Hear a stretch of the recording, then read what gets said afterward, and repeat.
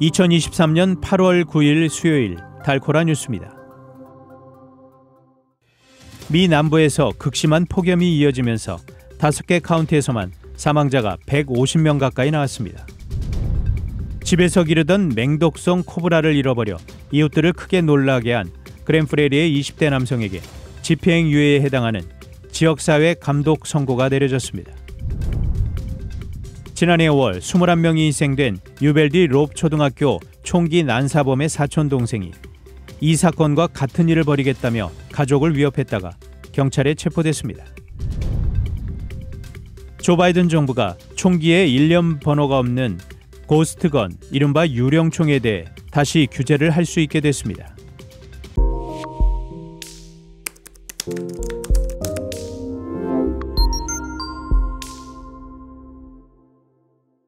미 남부에서 극심한 폭염이 이어지면서 5개 카운티에서만 사망자가 150명 가까이 나왔습니다.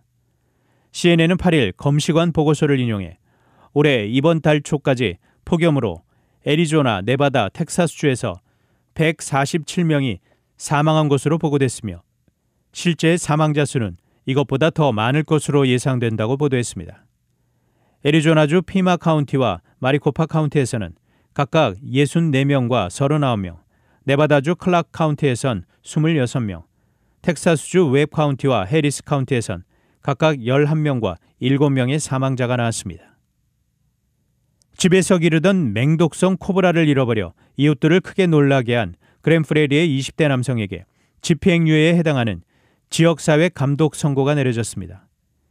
25세의 로렌스 맷은 2021년 8월 3일 자신이 키우던 코브라 한 마리가 사라진 것을 발견한 후 경찰에 신고했습니다.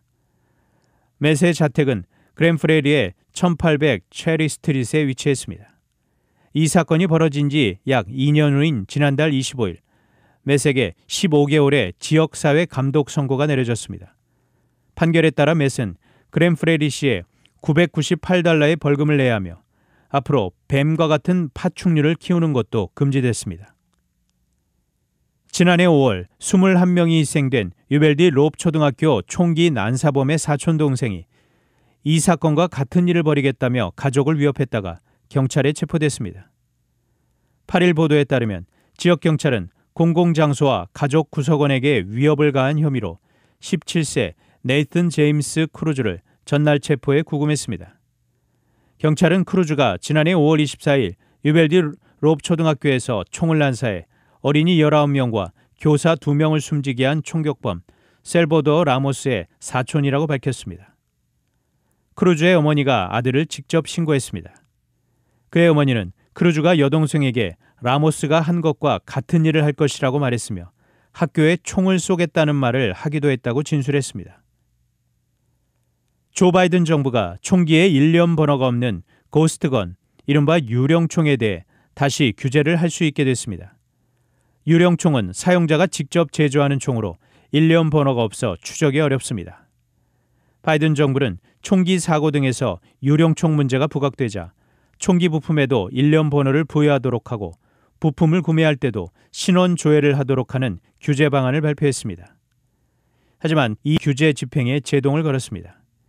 이에 바이든 정부는 텍사스주 법원 결정의 효력을 중단시켜달라고 요청하는 긴급 신청서를 연방 대법원에 냈으며 이날 대법원이 이를 받아들였습니다.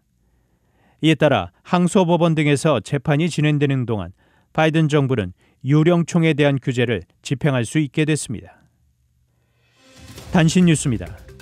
윤석열 대통령이 태풍 카눈 북상에 대비해 비상근무체제에 들어갔습니다. 한국 법무부가 최근 잇따르는 온라인 살인 예곡을 게시와 관련해 처벌 규정 신설을 추진합니다.